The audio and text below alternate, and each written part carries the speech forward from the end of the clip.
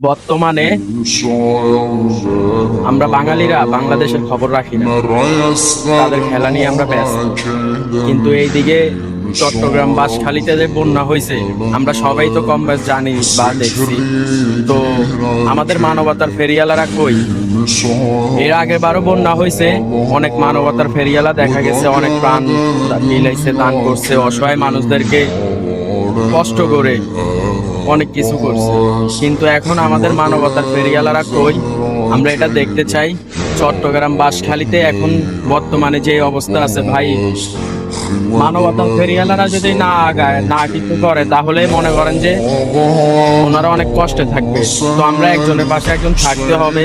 এই যে আমাদের নোয়াখালীতে এখন মনে করেন যে অনেকটাই আমরা ভালো আছি, কিন্তু ওইদিকে চট্টগ্রামে মনে করেন যে ভয়াবহ অবস্থা, মানুষ না খেয়ে থাকতেছে, অনেক কষ্ট করতেছে শুধু একমাত্র বন্যার পানি কারণে।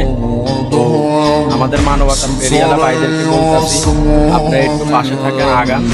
আর এই যে বন্যাটা হয়েছে কম বেশ সবাই দেখতেছেন।